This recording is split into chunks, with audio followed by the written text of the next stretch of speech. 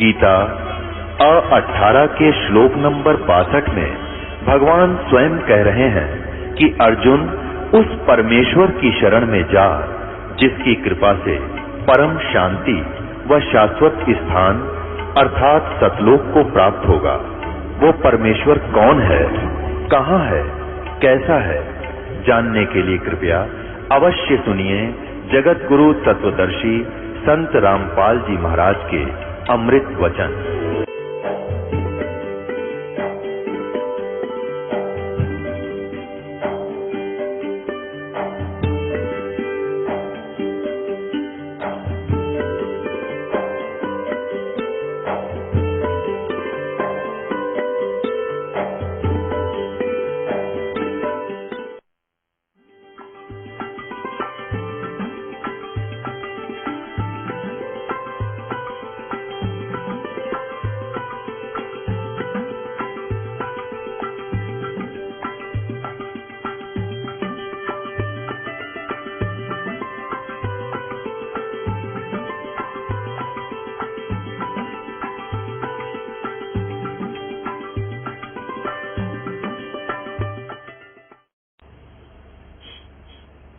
परमपिता परमात्मा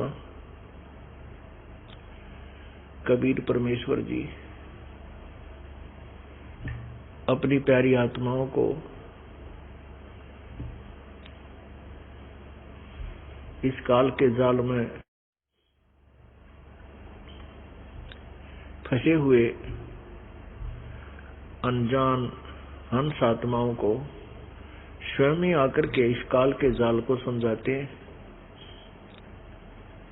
और उस वास्तविक भक्ति विधि को स्वयं ही बताते हैं जिससे इस जीव का कल्याण संभव है। काल भगवान ने सभी प्राणियों को धोखा देकर के यहां अपने जाल में फंसाया हुआ है। इस काल के जाल को न ब्रह्मा जी समझ सके, न विष्णु जी समझ सके, न शिव जी समझ सके, और बाकी अन्य ऋषि जन का तो कहना ही क्या है। वो चाहे कितने मंडलेश्वर नजर आए हमें, भले ही हमने उनमें कुछ विशेषता देख करके उनको बड़ी बड़ी उपाधियां दे दी, लेकिन वो परमात्मा के यथार्थ ज्ञान से और यथार्थ भक्ति विधि से अपरिचित थे।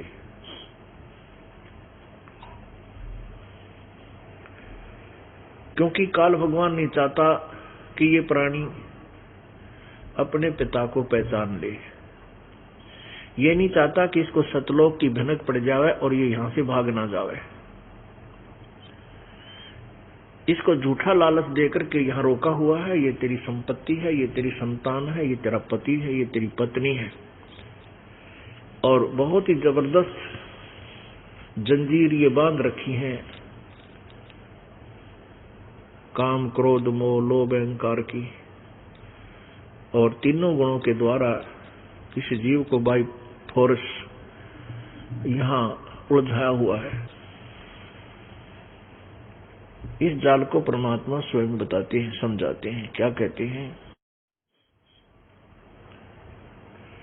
सतगुरु सौदा करवो नहीं बाद जात है। गीता जी अध्याय नंबर 4 के श्लोक 34 में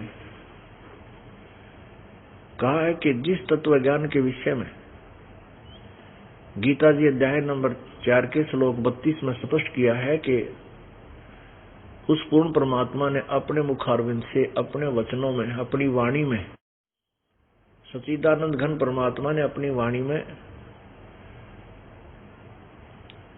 परमात्मा पाने की साधना बहुत विस्तार से लिखी है। उसके अंदर वो साधनाएं भी लिखी हैं जो अन्य साधक करते हैं, जो यूजलेस है।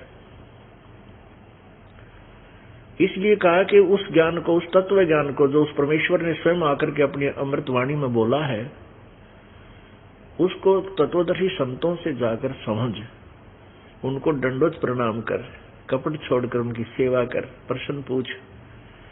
फिर वह तत्वदर्शी संत तुझे उस परम पिता परमात्मा का यथार्थ भक्ति मार्ग बताएंगे।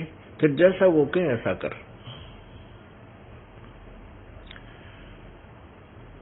तो यहां वही बता रहे हैं कि सतगुरु सौदा कर वो, नहीं तो बाद जात है। बाद माने व्यर्थ, तेरा जीवन व्यर्थ जा रहा है।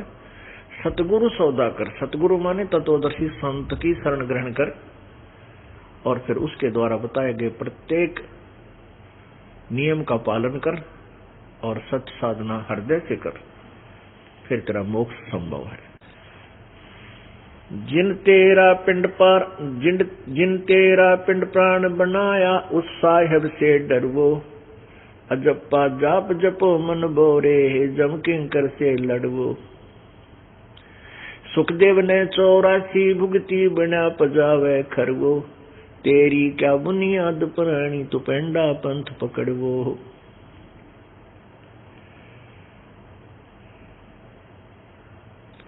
नर से नार किया नारद मुनि अवगत बाजी गर्वो। शिव की संख कल्पना मेटी, भस्मा गिर लिया छरवो। अंत चीर चिंतामणि कीने, द्रौपदी पीतांबर वो। अनंत चीर चिंतामणि कीने, द्रौपदी पीतांबर वो। दुशासन का मान मुआ है, उद्बुद देख लहर वो। अजामेल गण का कहला रह गई, अयोध्या तिरवो। वाल्मीकि का शंख बजाया, जहाँ 12 कोट विपरवो। केसो नाम कबीर खुद आए, 9 लाख बोडी भरवो। काशी धाम कबीर कल्पना गई, विपत सब टरवो। गगन मंडल के मध्य महल है, जा मूरत अजर अमर वो। गरीब दास गरीब कबीर साहेब, मिले परम पद हरवो। परमेश्वर ने अपनी प्यारी आत्मा संत गरीबदास जी महाराज को अपने सतलोक का ज्ञान बताया, और अपने सतलोक को उनको दिखाया। वह उनकी आत्मा को वापस गरीबदास जी के जीव को वापस शरीर में भेज दिया। उसके बाद गरीबदास जी ने आंखों देखा उस परम पिता का वर्णन किया, उनकी महिमा का ज्ञान हमें बताया। वो अमृतवाणी आपको सुनाई है। क्या बताते हैं?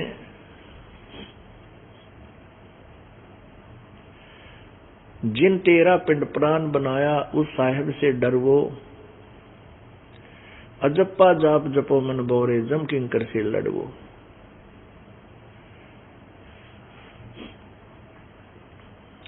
जिस परमेश्वर ने आपका शरीर बनाया है,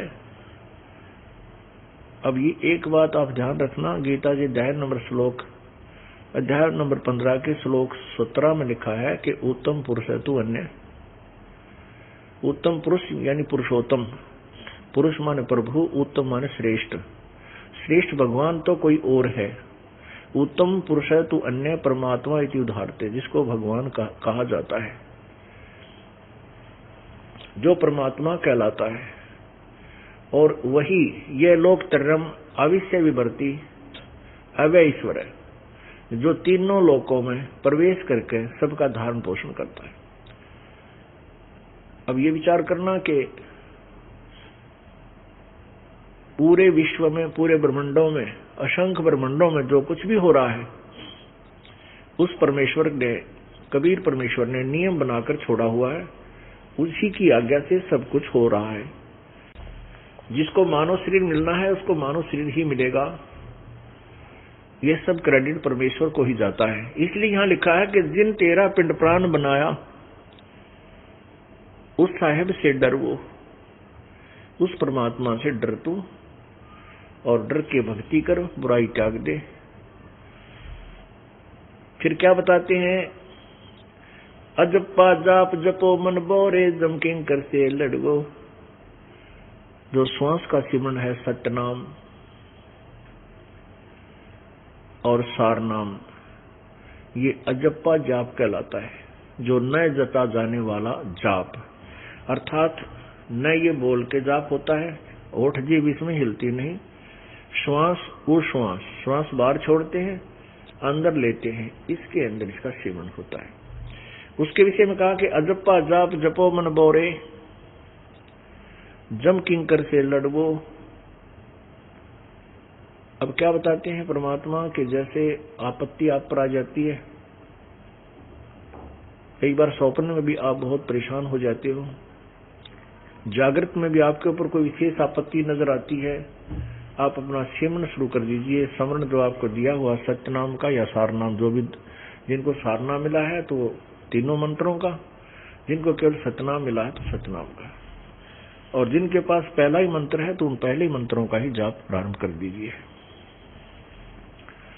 तो आपकी आपत्ति टल जाएगी। परंतु विशेष आपत्ति जो होती है वो सतनाम से ही टलती है, और भी भयंकर होती है तो सारनाम के सामने वो नहीं, बिल्कुल नहीं टिकती। तो जितनी भी आपकी भक्ति कमाई बढ़ती जाएगी उसी हिसाब से आपको मंत्र दान किए जाते हैं, उनका जाप करते रहिए। कहते मौला बैठा मोरचे देख जन की भेड़, द्वादश कोट जम किंकर जहां एक नाम की खैड़। ये सतनाम का जो मंत्र है, सारनाम और सतनाम का मंत्र है, इतना जबरदस्त है ये कि 12 करोड़ यम के दूत हैं, और उन 12 करोड़ यम के दूत आपके सामने हो, और आप जब वो दिखे से बूढ़े हो तो एक का दिख जाए तो कलेजा फट जाए, इंसान का दिल डिग जाए। और 12 करोड़ कहते हैं 12 करोड़ भी हो और आपका एक सतनाम का सुमरण कर देना, वो ऐसे गिर जाएंगे जो जैसे टक्कर मार दे ना, एक नाम की खैड़, खैड़ माने वो टक्कर मार दे और ढा दे, गिर दे उसमें। एक नाम का सिमरन उनको ऐसी चोट देगा कि वो लोटपोट हो जाएंगे, भाग जाएंगे, टिकेंगे नहीं। लेकिन किसके नाम का असर होगा? पूर्ण संत से लेकर के, और आपका नाम चल रहा हो, मर्यादा भंग ना हुई हो, नाम खंड ना हुआ हो, उसी के नाम का असर होगा। और नाम ले रखा है यही, और जो नाम क्या आपने सत्संग हमारा छोड़ गए हैं, दूर हो गए हैं हमारे से, उनके उस नाम का कोई प्रभाव किसी पर भी नहीं पड़ेगा, क्योंकि उनका ऑटोमेटिक कनेक्शन कट जाता है। या तो आपका नियम भंग हो गया हो तो भी आपका कनेक्शन कट चुका है, प्रभु की पावर आपके साथ नहीं रहेगी।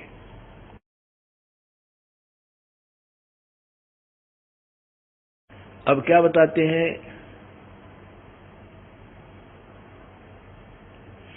सुखदेव को 84 भुगती बड़ा पजावे खरवो, तेरी क्या बुनियाद प्राणी तू पेंडा पंथ पकड़ो। कहते हैं सुखदेव जैसे ऋषि, वो भी गधे की योनि भोगी, बड़ा पजावे खरवो।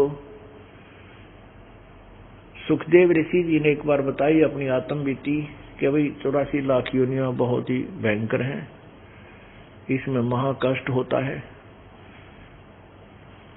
उन्होंने बताया कि एक समय मैं खर की योनि भोग रहा था, गधे की, और मेरा मालिक जो कुम्हार था उसने एक पजावा ला रखा था, पजावा जिसमें ईंटें पकाई जाती थी, और वो बहुत ऊंचा हो जाता, 30-40 फुट ऊंचा, उसके ऊपर ही लगाता रहता है कुम्हार। और गधों के द्वारा क्या करता है, नीचे से कच्ची ईंटें उसके थैले में डालकर कमर पर, और ऊपर ले जाता है, कच्ची वहां उतार देता है, जो वहां पक चुकी होती हैं उस किलन में, भट्ठे में, उनको तुरंत पक्की ईंटों को गधे पर लाद देता है और उसको नीचे को चलता कर देता है। सुखदेव जी बता रहे हैं कि ऐसी जोनी में भोग रहा था, उस समय अधिक काम करने से, समय पर जल आदि न प्राप्त होने से मैं अंधा हो गया, और मेरे स्वामी कुम्हार ने भी मुझे धक्का दे दिया, नहीं रखा, लठ मारे में चल पड़ा। तो चलता चलता एक पगडंडी पकड़ ली मैंने, उस पगडंडी पे चलता जा रहा था, आगे एक नाला था, वहां से मनुष्य तो अपने जंप करके कूद जाते थे, मुझे दिखाई नहीं दे रहा था, मैं उसके अंदर गिरने लगा। मैंने छलांग लगानी चाहिए तो मेरा आगे का हिस्सा अगली पटड़ी पर, पिछले का हिस्सा पीछे का हिस्सा पिछली पटड़ी पर, पैर लटक गए नीचे। अब ना नीचे गिर रहा हूं, ना मैं ऊपर आने योग्य हूं। नगरी से दूर होने के कारण वहां इक्का दुक्का व्यक्ति कभी कभी जाता था, वो मुझे नहीं निकाल सका, ना उन्होंने चेष्टा की। मेरे ऊपर पैर रखे पार हो जाए, मेरी पुल बना लिया। 1 हफ्ता 10 दिन में भुगत के वहां मरा, तड़फ तड़फ के जीवन गया मेरा। अब परमात्मा बंदी छोड़ गरीबदास कबीर साहब ने अपनी प्यारी आत्मा गरीबदास जी को बताया कि बेटा ये दुख जीव को होते हैं। उसी को गरीबदास जी ने अपना रिवाइज किया है कि सुखदेव ने 84 भुगती बना पजावे खरवो, तेरी क्या बुनियाद प्राणी तू पेंडा पंथ पकड़ो। जो साधना ये सुखदेव जैसे ऋषि क्या करते थे, उसके करते करते भी वो 84 लाख योनियां भोगी उन्होंने। और तुम्हारी तो औकात क्या है, तुम एक हनुमान चालीसा पढ़ लेते हो, क्या कितने एक व्रत रख लिया किसी माता मसाणी का। ये साधना ठीक नहीं है। वो तो ब्रह्म साधना करते थे, ओम नाम का जाप जपा करते थे, तो भी 84 लाख योनियों में चक्कर लगाने पड़े। क्योंकि गीता जी अध्याय नंबर 17 के श्लोक 23 में कहा कि ओम तत्सत इति निर्देश ब्रह्मण त्रिविध समर्थ है। ब्रह्मण माने सच्चिदानंद घन परमात्मा, यानी पूर्ण परमात्मा की भक्ति ओम तत्सत इस 3 नाम के मंत्र से होती है। ओम मंत्र तो ब्रह्म का है और तत् मंत्र ये सांकेतिक गुप्त है, ये दास बताएगा। ये ओम तत्सत ये कोई मंत्र नहीं है। इसलिए गीता जी ने ये कहा कि तत्वदर्शी संत ही आपको विशेष विस्तार से बताएंगे, उन्हीं से पूछो वास्तविक मंत्र क्या है। ओम नाम का जाप करने वाले को क्या लाभ होता है? उसको ब्रह्म लोक प्राप्त होता है। गीता जी अध्याय नंबर 8 के श्लोक नंबर 16 में कहा है कि ब्रह्म लोक पर्यंत, ब्रह्म लोक तक सभी पुनर्वर्ती में है, अर्थात वहां गए हुए प्राणी भी वापस जन्म और मृत्यु में आते हैं, पूर्ण मोक्ष नहीं है, वो पूर्ण मुक्त नहीं है।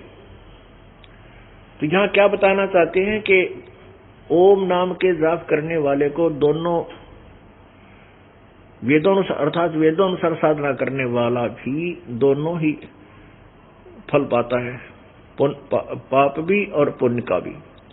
पुण्य के लिए महास्वर्ग है जिसको ब्रह्मलोक कहते हैं, और पाप के लिए नरक है। दोनों ही भोग वो भोगता है। फिर 84 लाख योनियों में भी अवश्य ही उसको जाना पड़ता है। ऐसा ही ये नियम है। और इस ओम तत्सत अर्थात तत्मंत्र ये परब्रह्म का है, अक्षर पुरुष का, ये और मंत्र है, ये तत् नहीं है। और सत मंत्र ये सत्य पुरुष का, पूर्ण ब्रह्म का है, परम अक्षर ब्रह्म का है। इन मंत्रों का जाप करने वाला प्राणी ही पूर्ण मोक्ष प्राप्त करता है, सत्यलोक चला जाता है, उसका फिर पुनर्जन्म नहीं होता। गीता जी अध्याय नंबर 15 के श्लोक नंबर 4 में कहा कि जब तत्वदर्शी संत मिल जा, उसके बाद इस उलझी हुई गुत्थी को उस तत्व ज्ञान रूपी शस्त्र से काटकर, अर्थात इसको अच्छी तरह समझकर, उस तत्वदर्शी संत द्वारा प्राप्त उस साधना को करते हुए उसके पश्चात उस परमेश्वर के परम पद की खोज करनी चाहिए, जहां जाने के बाद साधक फिर लौटकर संसार में नहीं आते, अर्थात उनका पुनर्जन्म नहीं होता, वो पूर्ण मोक्ष प्राप्त कर लेते हैं। इसलिए परमात्मा हमें बताना चाहते हैं कि सुखदेव ने 84 भुगती, क्योंकि इनको ये तत्व ज्ञान नहीं प्राप्त था, इनके पास ये मोक्ष पूर्ण मोक्षदायक मंत्र नहीं था, उनको भी ये भुगत 84 लाख योनियां भी भोगनी पड़ी। कहते तेरी क्या बुनियाद प्राणी तू पंडा पंथ पकड़ो। आप तो साधारण मनुष्य हो, आपकी क्या औकात है, क्या बुनियाद है, आपकी कौन सी स्थिति है कि आप इन दुखों को नहीं प्राप्त होगे। अब कौन सा पेंडा पंथ पकड़ो, पैड़ा माने रास्ता, वे ऑफ वर्शिप, पूजा की विधि अकॉर्डिंग टू द स्पिरिचुअल शास्त्र, अपने जो धार्मिक शास्त्र हैं इनके अनुसार साधना करने से ही आप मोक्ष प्राप्त होगे। अब जैसे धार्मिक शास्त्र हमारे वेद भी हैं, वेद समझो मैट्रिक तक का सिलेबस है।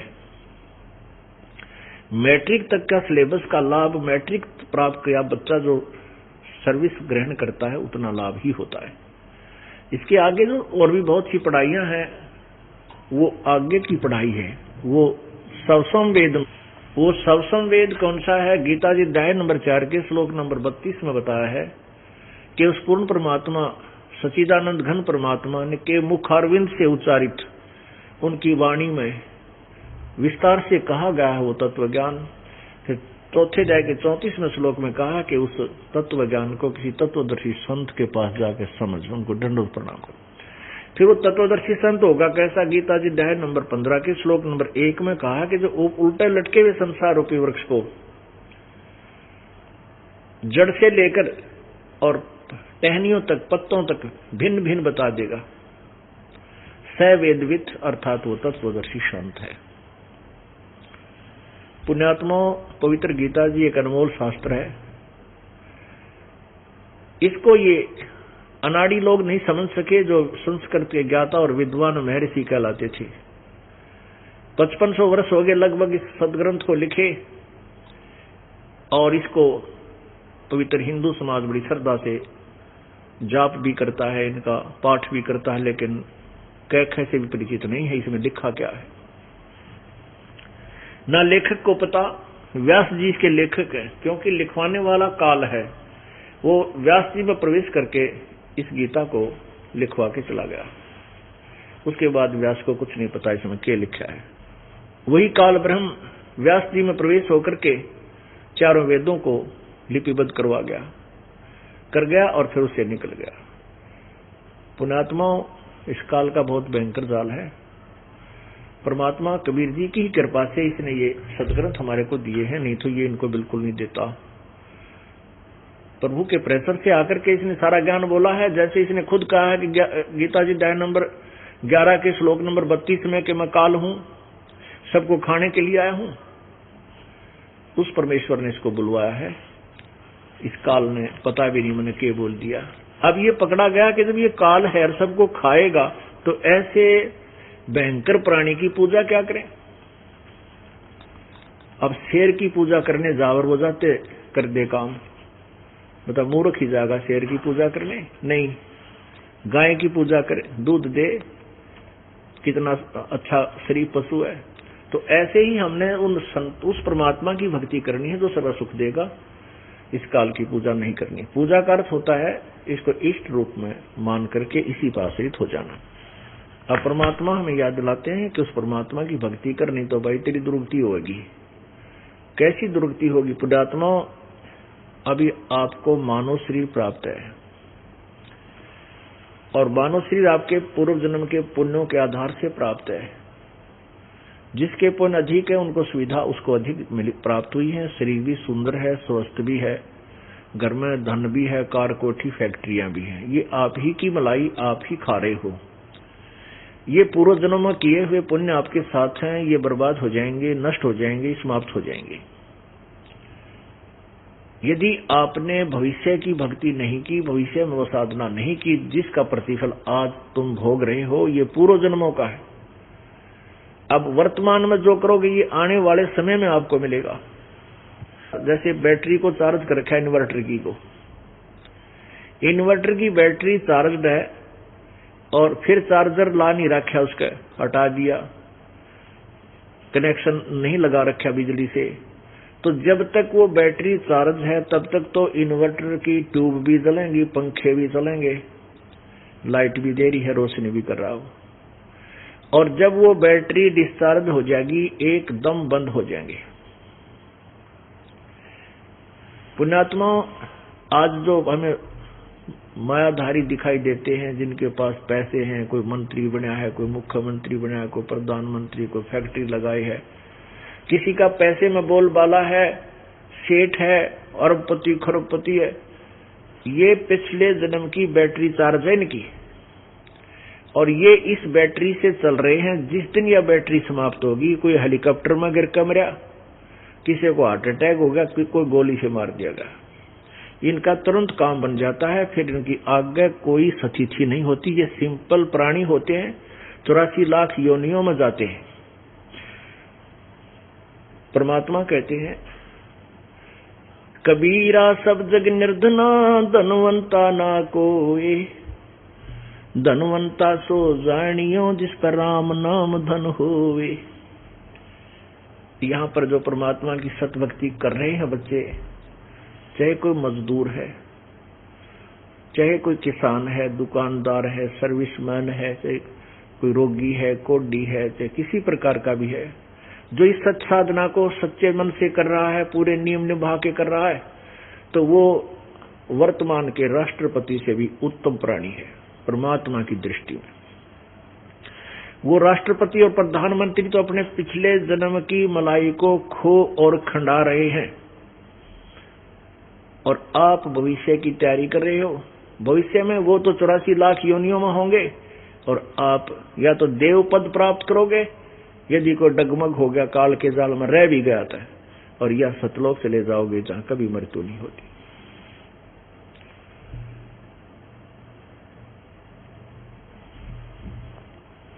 अब इस ज्ञान को जब आप समझ जाओगे तो आपको,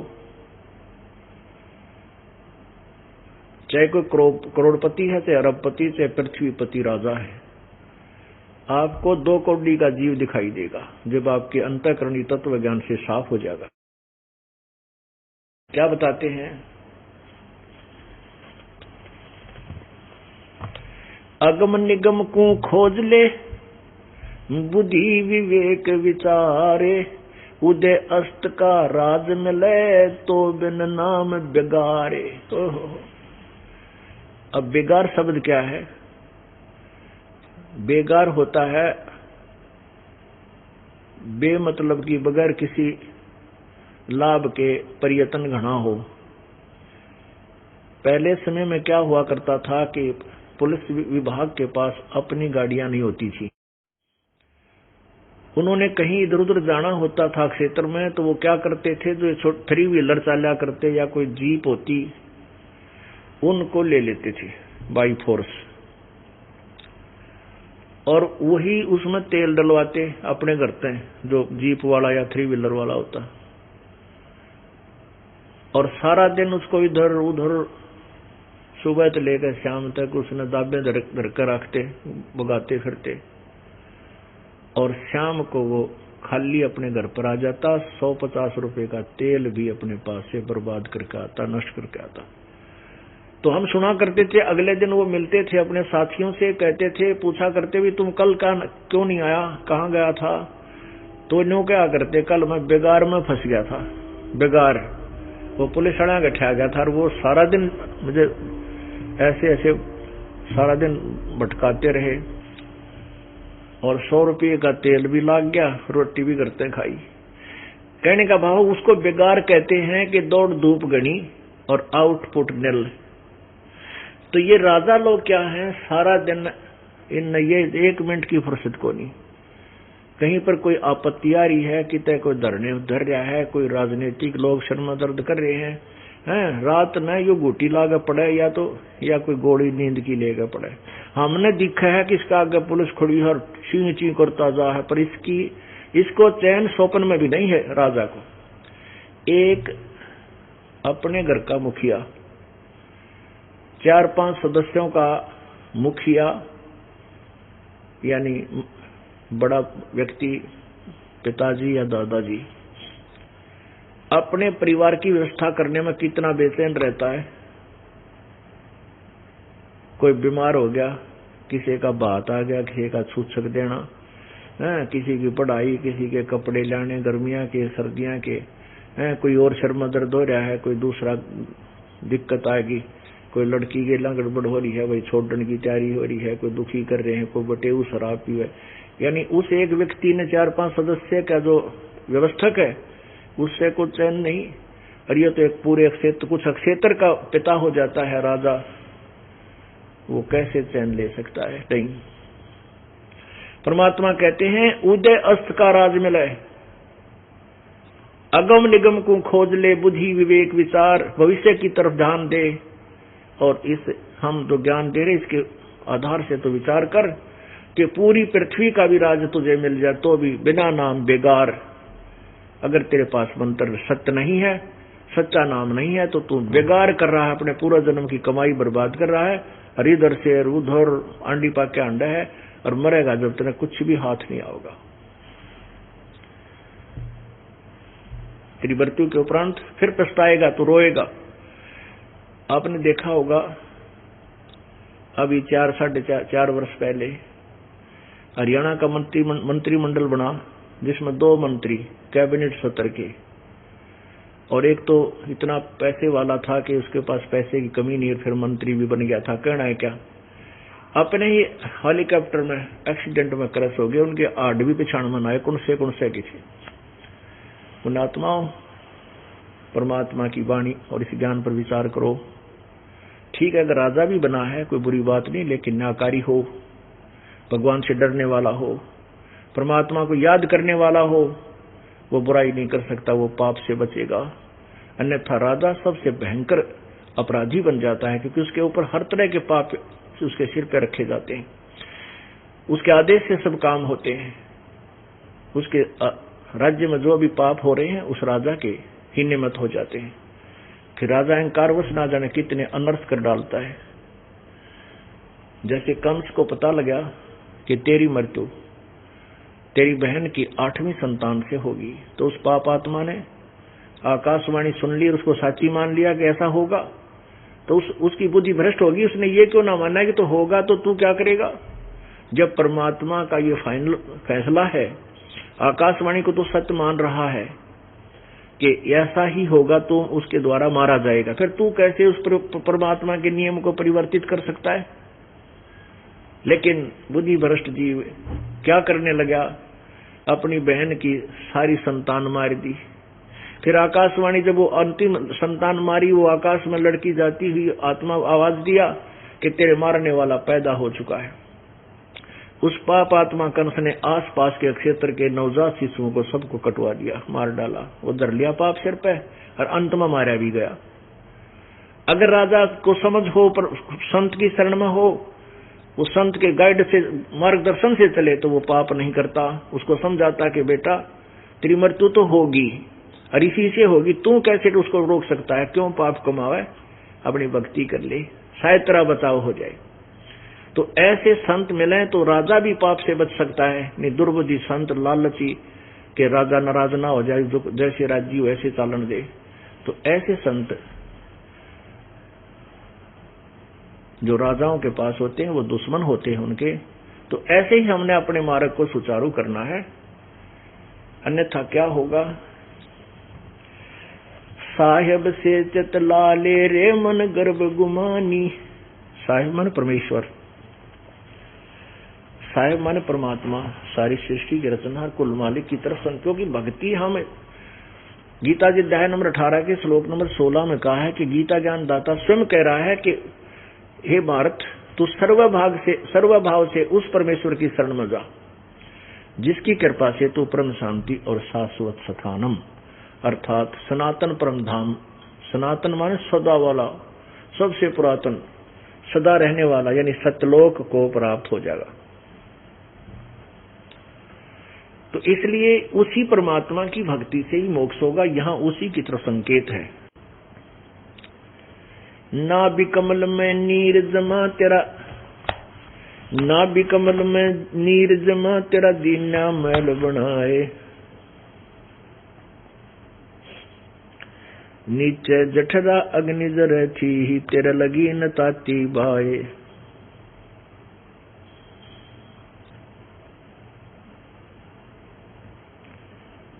नीचे शीस चरण ऊपर को ओ दिन याद कराए, नैन नाक मुख द्वारा देही नक्सक साज बनाया, 9-10 मास गर्भ में रखा वहां तेरी करी सहाय, दांत नहीं जब दूध दिया था अमी महारस खाए, बाहर आया भरम भुलाया बाजें तूर सुनाए, तू ही तो छोड़ दिया अब चला अधम किस राहे। पुण्यात्मा, हम बिल्कुल भ्रमित हैं। इस काल भगवान ने अपने तीनों पुत्रों में 3 गुण भर रखे हैं। ब्रह्मा जी को रजगुण बना दिया, विष्णु जी को सतगुण बना दिया और शिव जी को तमोगुण युक्त कर दिया। इन तीनों के गुणों से सर्व प्राणी बिल्कुल अचेत हैं, इनको कोई ज्ञान नहीं है। नए सिरे से इनको समझाया जाता है, नए सिरे से इनको पढ़ाया जाता है। ये तेरा चाचा है, ये तेरा ताऊ है, ये तेरा भाई है, ये तेरा मामा है, ये तेरा फूफा है, ये फलां चीज है, ये सब उसको नए सिरे से ज्ञान कराई जाती है। माँ के पेट में इस बच्चे को पूर्ण ज्ञान होता है कि तू कौन है, कहां से आया था, और तेरे इस जिस जीवन को तू लेकर चल रहा है इसके सफर में कितने तेरे दुख है, और पहले तूने कितने कष्ट उठाए, कितनी योनियां भोगी। माँ के पेट में ये बच्चा, लड़का या लड़की, वो अपने दुखों को याद कर कर रोता रहता है और कहता है, परमात्मा अब के इस गंध से निकाल दे, पहले मेरे से जो गलती बनी सो बनी प्रभु, आगे नहीं करूंगा, आपको याद करा करूंगा, केवल अपना पेट गुजारे के लिए धंधा करूंगा, बाकी से मैं तेरा गुणगान किया करूंगा, पाप नहीं करूंगा। अब ज्यों ही वो माँ के पेट से बाहर आता है, गर्भ से बाहर आते ही ये तीनों गुण एकदम प्रेशर डाल देते हैं, 3 इंजेक्शन लग जाते हैं। अब 3 इंजेक्शन लग जाते हैं ऑटोमेटिकली, तुरंत ये सब अचेत हो जाता है, इसको ज्ञान नहीं रहता तू कौन है, कितना आया। जैसे सुखदेव ऋषि भगवान शंकर जी के उस तत्व ज्ञान को, उस मंत्र को और वो ज्ञान सुनकर के वो इतना प्रभावित हो गया कि तो बहुत बुरा जीवन है। उसने तोते का अंडे में वो था, तोता बन गया, तोते का शरीर भी त्याग दिया और वेद व्यास की पत्नी के गर्भ में जाकर विराजमान हो गया। और जब गर्भ धारण का समय आया तो वो गर्भ धारण हुआ, तो उसमें वो उस शरीर में वो जीव प्रवेश कर गया, सुखदेव वाला। अब उसको गर्भ में याद रहा कि यदि मैं बाहर जाऊंगा तो ब्रह्मा विष्णु महेश के जो तीनों गुण हैं ये जाति ही अचेत कर देते हैं और जीव को पता नहीं रहता तो उन्हें क्या करना चाहिए था। और ये बच्चा स्वभाव अपने कर्मानुसार, मान ले किसी कसाई का पैदा हो गया तो वो कसाई के काम को करने लग जाएगा, और किसी मांसाहारी का पैदा हो गया तो मांसाहारी बन जाएगा, और कहीं अमल करने वालों का तो वो क्रियाएं करना शुरू करता, अपने कर्म बिगाड़ लेता है। तब उस 12 वर्ष तक मां के गर्भ से बाहर नहीं आया सुखदेव। तो ब्रह्मा विष्णु महेश ने उससे जाकर कहा कि भाई सुखदेव तू बाहर आ जा। सुखदेव ऋषि कहने लगा, नहीं प्रभु मैं बाहर नहीं आऊंगा, आप बाहर आते आप तो हमारी बुद्धि भ्रष्ट कर देते हो, हमें याद भी नहीं रहता कि हम कौन है, के करना चाहिए था, ना जाने के जुल्म कर बैठते हैं। एक शर्त पर मैं बाहर आ सकता हूं, आप अपनी इस त्रिगुणमयी माया को रोक लो, जब तक मैं बाहर आऊं तब तक रोक लो। बाहर आते ही मतलब बाहर आने के बाद इसने अपने ने छोड़ दियो कुछ समय के लिए। तो उसने कहा, ब्रह्मा विष्णु महेश ने कहा भी हमारे पास भी इतनी पावर नहीं इसको हम रोक सकें, हम केवल इतनी देर रोक सकते हैं, बिल्कुल ये सेकंड्स। अब वो बोला एक बार ऐसे इतनी रोक लो, तो तुरंत उन्होंने वो माया रोकी और तुरंत बाहर आया। बाहर आने के बाद और जब वो चल पड़ा उठ के, फिर उस माया का असर उसका नहीं हुआ, बहुत कम हुआ। तो उसको याद रहा जब व्यास जी ने कहा कि बेटा बेटा, अरे बेटा देख इधर मैं तेरा बाप हूं। सुखदेव ने पीछे मुड़ कभी नहीं देखा, 12 वर्ष की, क्योंकि अंदर मां के गर्भ से आया तो सूक्ष्म छोटा शरीर था, बाहर आते ही वो 12 वर्ष के शरीर के इक्विवेलेंट हो गया। जैसे आपने देखा होगा पुण्यात्मा परमात्मा की जो लीलाएं हैं इनसे आप परिचित नहीं, इसलिए असमंजस में पड़ जाते हो कि न्यू कैसे 12 वर्ष का बालक मां का कुकर पैदा हो गया। अब भैंस का काटड़ू इतना मोटा भार आवा है, थोड़ा निकलता दिखे, जब छोटा और बाहर तो खड़ा हो लौट दिखे। तो ऐसे लीला है, ऐसे परमात्मा की कृपा है। उठकर चल पड़ा, कहने लगा व्यास जी अब तो मुझे ज्ञान हो गया, पीछे नहीं देखा, चलता चलता कह रहा, व्यास पीछे पीछे बेटा बेटा करता हुआ उसके पीछे चल रहा है। व्यास जी कहता है दर्शन तो एक बार शकल तो दिखा दे, तेरी 12 वर्ष बाट देखी, मेरा बेटा होगा, खुशी मनाऊंगा। सुखदेव जी कहने लगे, ऋषि जी बहुत बूढ़ा झंझट सहित है, मैं तेरी तरफ देखूंगा, मेरी ममता तेरे में हो जाएगी, मैं भी तेरे साथ यहीं फंस जाऊंगा काल के इस भयंकर जाल में। और चलता चलता कहता है, ऋषि जी ना जाने कितनी बार तो मेरा बाप हो लिया, ना जाने कितनी बार मैं तेरा बाप हो लिया, ये तो बूढ़ा सांग है, मेरा पीछा छूटने दे। यूं कहकर अंतर्ध्यान हो गया। तो यहां क्या बताना चाहते हैं, नीचे शीश चरण ऊपर को वो दिन याद कराए, बाहर आया बरम बुलाया बाजे तूर सुनाए। बाहर आते ही ना लड़का हो गया, कोई तो थाली बजाया करे, गरीब आदमी थाली बजा करके खुशी प्रकट करता है, राजा लोग बैंड बाजे बजा करके खुशी प्रकट करते हैं। बाहर आया भरम भुलाया बाजे तूर सुनाए, तू ही तो छोड़ दिया अब चला अधम किस राह। अब जो माँ के पेट में, हे भगवान, हे परमात्मा, तेरे बिना मेरा कोई नहीं, क्योंकि वहां कोई दूसरा था नहीं, ना माँ थी, ना बाप, ना भाई, ना बहन, कोई भी सपोर्टर नहीं था, केवल एक मालिक था। अब भी हम भूल कर रहे हैं कि ये मेरा साथी है, ये मेरी मदद करेगा, भूल कर भी मत समझना। बाप सामने खड़ा है, बेटा नदी में डूब गया, दरिया में, और बाप की हिम्मत नहीं पड़ी, उसने जाकर बचा लो, और सामने देखते देखते डूब गया, खत्म हो गया। बता क्या सपोर्ट किया पिता ने, और पिता अगर उसको बचाने की चेष्टा करे, पिता भी डूब गए। यहां रोहतक के अंदर एक परिवार है, मिगलानी परिवार, उसमें एक लड़का तो जज लगा हुआ था, एक फाइनेंस का काम करता था। उनके पिता ने एक धार्मिक अनुष्ठान करवाया गुरुदेव से। वो धार्मिक अनुष्ठान होने के बाद वो फूल और जो हवन की राख थी उसको दरिया नहर में डालने के लिए वो दोनों पुत्र चल पड़े कार लेकर। रोहतक से झज्जर रोड के ऊपर ये जवाहरलाल नेहरू कैनाल है, बहुत लंबी चौड़ी। तो वहां जाकर के उन्होंने वो जो थैली ले रखी थी जिसमें राख और फूल थे प्रयोग किए हुए, फूल ये सुगंधित फूल जैसे डाल देते हैं, तो पटड़ी पर गाड़ी खड़ी करी, दोनों भाई उतरे, और एक ने वो जो ले रखे थे फूल वो दरिया में फेंक दिए। वो हवा से टकराकर पटड़ी पर गिर गए। वो लंबी चौड़ी है और पटड़ी ऐसे स्लोप में है, वो पानी में ना गिरे। तो उसने उनमें से एक जना जाकर के नीचे को सरकाने लगा, दूसरे गिरता दिखा, दूसरे ने उसका हाथ पकड़ लिया। वो जब उसका स्लोप में नहीं बैलेंस बना, वो गिरने लगा तो दूसरे ने हाथ पकड़ लिया, दोनों गिर गए और दोनों डूब कर मर गए। तीसरे दिन लाश पाई, वो जज की भी और फाइनेंसर की भी। और पुण्यात्मा देखो, आंख फूट गई, धार्मिक अनुष्ठान घर पर करवाया, पंडित जी बुला रखा और घर में यू नाश हो गया। क्या सहारा दिया उस धार्मिक अनुष्ठान ने? तो हम इतने नालायक हो गए, इतने नादान हो गए कि इसे जुल्म हमारे ऊपर, सितम पर सितम हमारे ऊपर ढह रहे हैं, हम फिर भी उन्हीं पूजाओं में लगे हुए हैं। तो यहां क्या बताना चाहते हैं?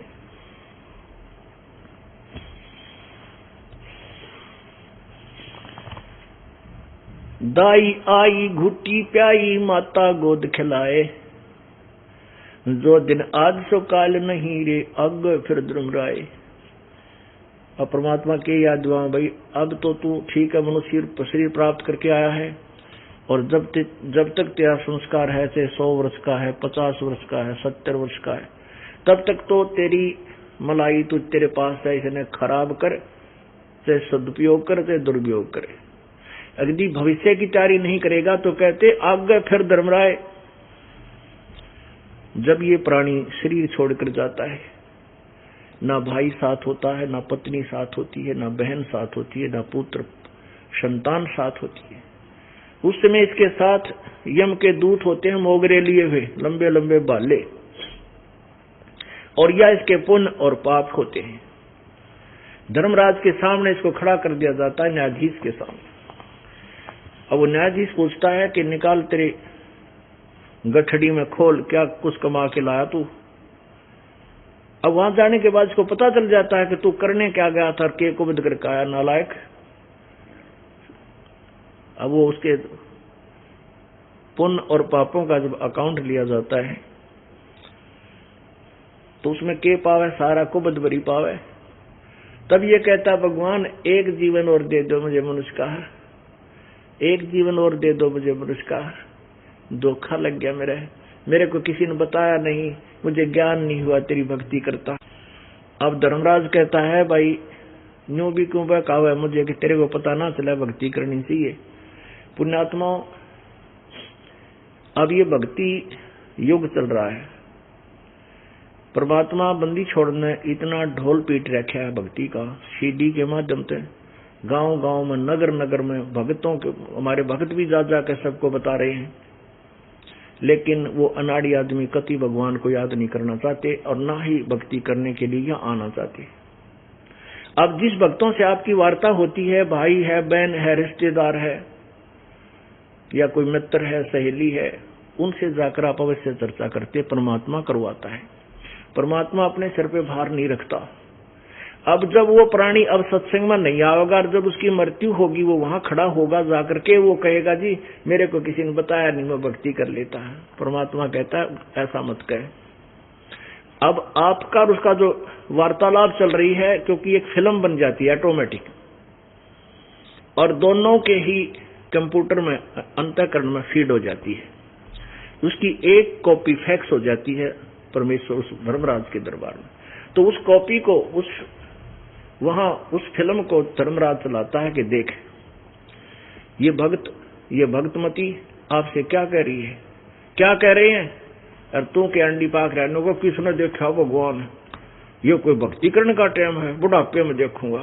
बुढ़ापे में के गला तोड़ लिया तू, बता क्या करके लाया। तब वो नीची गर्दन कर ले न कहा भगवान गलती होगी, गलती की सजा होगी, फिर गलती होगी, बन गदा।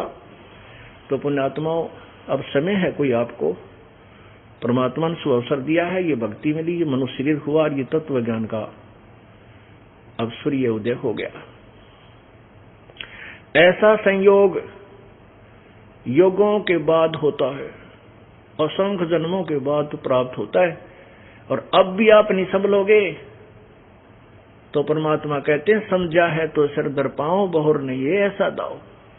अब ये दाव लगे आपका, और अब भी जो भी चल गया उसके साथ मूर्ख और नालायक प्राणी नहीं है। इसमें करना क्या है, अपना धंधा भी करो पर बुराई मत करो, मालिक को याद रखो, चलते बैठते उठते। और यही नियम है प्रभु की भक्ति का, ये वास्तविक भक्ति यही है। जैसे गीता जी में 18वें अध्याय के 40वें श्लोक में लिखा है कि अपने स्वाभाविक कर्मों के द्वारा उस परमात्मा की भक्ति करता हुआ प्राणी पूर्ण मोक्ष को प्राप्त होता है। स्वाभाविक कर्म कौन से, जिसके जो भी कर्तव्य कर्म है ये चारों वर्णों के अंदर, अपने वो स्वाभाविक काम करता हुआ परमात्मा पा सकता है। ये परमेश्वर कहते हैं नाम उठत नाम बैठत नाम सोवत जागवे, नाम खाते नाम पीते नाम सेती लागवे।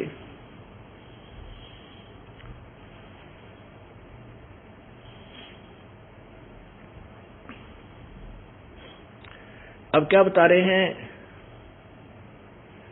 तू ही तो छोड़ दिया अब चला अधम किस राह। अधम माने ये नीच प्राणी। अब कौन सी राह अपना, कौन सा रास्ता को अपना लिया तूने। शराब पीवे, घूटी लावे, सारा दिन कुबद कुमावे, चोरी ठगी लूट खसोट, यह दिमाग में 24 घंटे उधेड़ बुन। ये कौन से रास्ते चल पड़ा तू।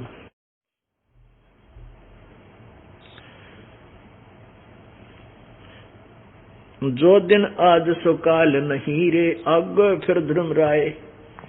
जो दिन आज है वो कल नहीं है, यानी प्रतिदिन परिवर्तन हो रहा है। छोटे छोटे बालक थे, कोई चिंता नहीं थी, फिर जवान हुए, पढ़े लिखे, मस्ती मारी, और ब्याह हो गया, शादी होगी, कोई बालक बीमार कर किसी की मृत्यु होगी, कितना कुछ हो गया, कितनी दुर्गति में पा गया, और फिर वृद्धावस्था आएगी। है आप भक्ति करते रहोगे, परमात्मा आपकी पल पल पर रक्षा करेगा। आपका बुढ़ापा भी सुथरी तरिया कट जाएगा, कोई कष्ट मालिक नहीं आने देगा।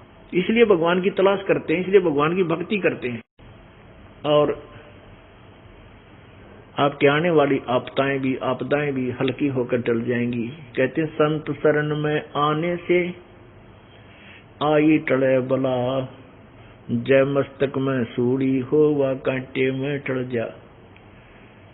पुण्यात्मा भगवान की तलाश इसीलिए करा करते थे कि हमारे जीवन में संकटों की कमी को नहीं, और उन संकटों से बचने के लिए अपने पाप कर्मों से के कष्ट से बचने के लिए परमात्मा की भक्ति के लिए हम तलाश करते थे, भक्ति करते थे। इन अनाड़ी संतों ने, ऋषियों ने, महर्षियों को ज्ञान तक में था को नहीं। इन्होंने एक थ्योरी बना दी कि जैसा कर्म कराओ तो भोगना ही पड़ेगा, जो कष्ट है वो कष्ट तो तेने भोगना ही पड़ेगा, तेरे प्रारब्ध में लिखा है वो, उसमें चेंज नहीं हो सकता। और फिर क्रिया भी बता दे, फिर क्रिया भी बताते, ये कर ले, वो कर ले, 5 लत्ते चढ़ा दे, इतने का प्रसाद बोल दे, हवन करा दे, 7 बामण जमा दे, यानी ये बताते भी फिर नो कह देते वो कर्म तो तेने भोगना ही पड़ेगा। फिर ये ड्रामा, ये नाटक इसलिए किया, या भक्ति बताई किस लिए? क्योंकि भक्ति एक ऐसी विधि है या करने से समाप्त हो जाते हैं पाप, वो उनको पता नहीं था। अब जैसे किसी व्यक्ति के पैर में कांटा लग गया, कांटा कैसे लगेगा? या तो नंगा पैरे जा रहा होगा, या उसके जूते चप्पल टूटे हुए होंगे नीचे से। अब कांटा लग गया किसी भी कारण से, उस कांटे के कारण पीड़ा पैर में, और वो किसी व्यक्ति से कहता है कि मेरे तो पैर में दर्द है, और उसने देख भी लिया कि तेरा कांटा लगा इसलिए दर्द है, तो वो ये कहे कि कांटा तो निकला को नहीं, जूते पहन ले, तो क्या उसकी बात ये न्याय संगत है? नहीं, क्योंकि कांटा लगे पैर में जूता पहना नहीं जा सकता, पहले कांटा निकला, अब फिर वो उसको कहीं जूता पहन के रखिए ना, फेर लग जाएगा, तो उस डर से जूता पहनेगा कभी फेर ना लग जा। पुण्यात्माओं, ये पाप रूपी कांटे हम सब का लगे हुए हैं, और लगेंगे जिनके पास राम नाम का वो सही बढ़िया जूता नहीं है, जिसकी मोटी तली हो। यानी साधनाएं भी करते हैं, वो भी नकली पतली चप्पल पहन रखी, उसके अंदर से तार पार जागा काटा, तो मोटी तली के जूते अर्थात सत्य भक्ति रूपी जूता आपने पहनना होगा। तो जिसका कांटा निकल गया, जिसका कष्ट दूर हुआ।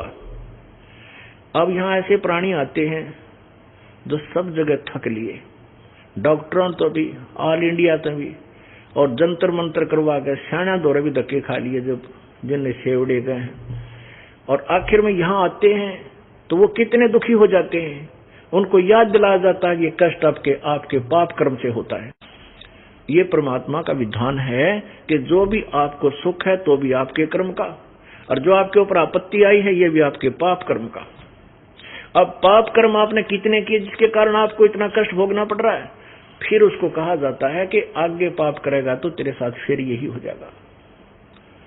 तो वो व्यक्ति जो घोर संकट में हो और उसको जब राहत मिल जाए तो सपने में भी पाप नहीं करे वो, क्योंकि उसको पता चल जाएगा कि इस पाप करूंगा तो ये कष्ट फिर मेरे ऊपर आ जाएगा। तो फिर वो राम नाम का जूता इस डर से पहनेगा कहीं फिर कांटा ना लग जाए। भक्ति भी वो ही करेगा। कहते मायाधारी मस्करे कितने जालिए ऊत, ये जिनके पास सारी सुविधाएं हैं। ठीक है, ऐसी बात नहीं कि सभी ऐसे होते हैं। जिनके पास सारी सुविधाएं हैं, अच्छे शरीर भी स्वस्थ है, बच्चे भी अच्छी पोस्ट या कोई रोजगार ठीक चल रहा है, उनका संतान भी है, ये है पिछले जन्म की, तो वो व्यक्ति भक्ति करते करते किसी बात पर विचलित हो सकते हैं, क्योंकि उन्होंने संकट का सामना करना कौन पड़ा भी। और जिनके ऊपर आपत्ति आई है, जिनने देख लिया कि तो कैर टूट जाएगा जरा सा भी विचलित हो गया है, तो वो सफल करा कर अपनी भक्ति, उनके ऊपर उनका कष्ट वो वरदान सिद्ध होगा। ऐसी बात नहीं जो पुण्यात्मा है, जिनको ज्ञान अच्छा हो गया तो जो कितने सुखी हैं, वो सुख को नकली समझते हैं, तो वो भी अपना मोक्ष प्राप्त कर सकते हैं। उनको ज्यादा सत्संग में आना पड़ेगा, हर एक बात पर रह रहकर विचार करना पड़ेगा, नहीं तो ये माया का सुख जो है ये झूठा है, ये ले डूबा कर जीव को। परमात्मा कहते हैं सुख के माथे सला पड़ो जो नाम हृदय से जावे, बलिहारी उस दुख के जो पल पल नाम रटावे। परमात्मा ऐसा सुख भी ना दिए जिससे तेरी भूल पड़ जावे। इतना वो उस दुख के ऊपर बलिहारी हूं मैं, जिस दुख के कारण मुझे भगवान याद आवे। इतना दुख भी दे के रखना परमात्मा, तेरे से दूर ना हो जाऊं। उस सुख की मुझे जरूरत नहीं, आग लगे इसे सुख का जिससे भगवान तो दूर हो जाए।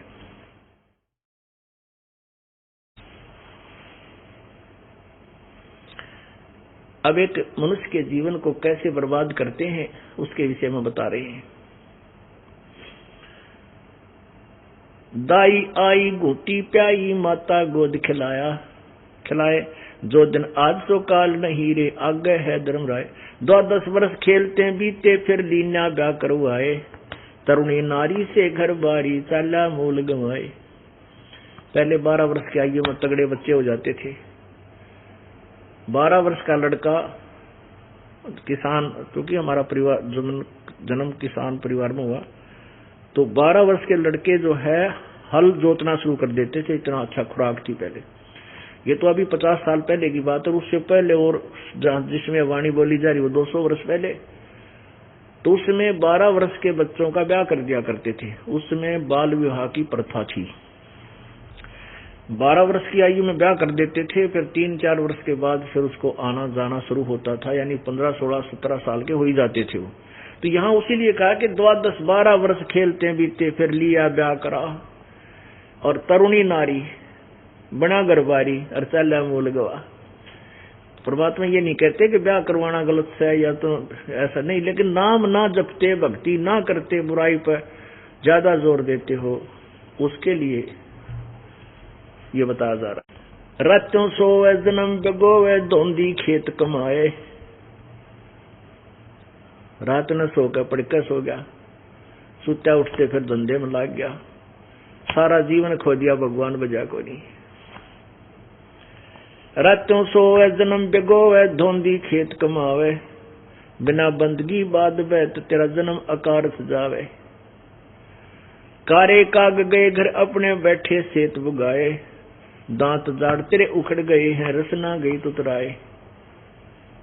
अब जैसे बूढ़े हो गए हम, अब हमारे ये धौले बाल आ गए, काले काग गए घर अपने, ये बैठे सवेत बुगाए से सवेत बुग हो गए, और जाड़ दांत उखड़ गए, इब जीव गई तुतलाए। जाड़ दांत निकल जाना, फिर जीभ भी उलट सुलट चल, अपनी मर्जी चलेगी, कहना कुछ होगा, निकलेगा मुंह से कुछ।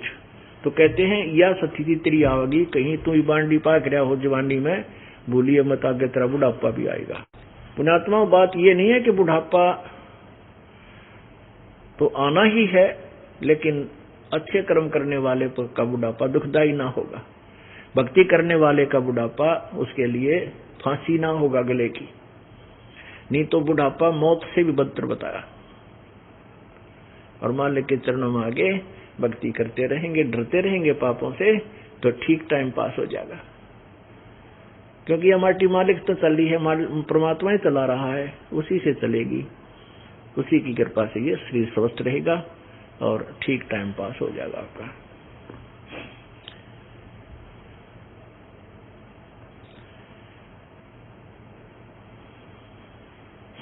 जम किंकर तेरे शरण बैठा, खर्च कदे का खावे, रसना बीच जो मेख मार है, सैनो दाम बतावे। बूढ़ा हो गया। पहले क्या करते थे बूढ़े बुजुर्ग कि बच्चों को से पैसे कुछ छुपा कर रखा करते, 10,000 20,000, पहले 10-20 हजार तो आज के 10 लाख के बराबर है। वो चांदी के सिक्के होते थे, चांदी के, और उनको जमीन में दबा दिया करते, घर वालों से छुपा कर, बच्चों को नहीं बताते थे कहीं बच्चे बर्बाद ना कर दें। और बूढ़े ने सोचा करते कि आगे मृत्यु से कुछ समय पहले बता दूंगा।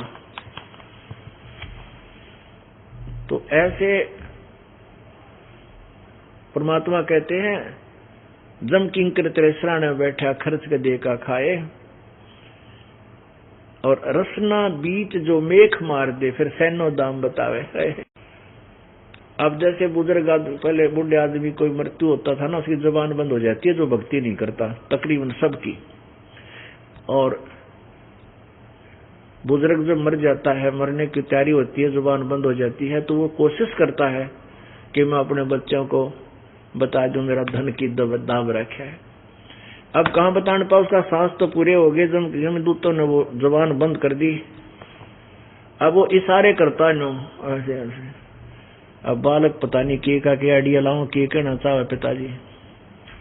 अब के दुर्गति होती है इस प्राणी की, क्योंकि जिसने जीवन में भक्ति करी नहीं और यही अपने काम के धंधे में उलझ पुलझ रहा, तो अंत समय में भी उसकी वृत्ति इसी धंधे में रह जाती है और यही वापस आकर के पशु पक्षी की जूनी उसी घर में प्राप्त कर लेता है। कहते हैं जहां आशा ता बासा हुई, मन कर्म वचन सुमरियो सोई।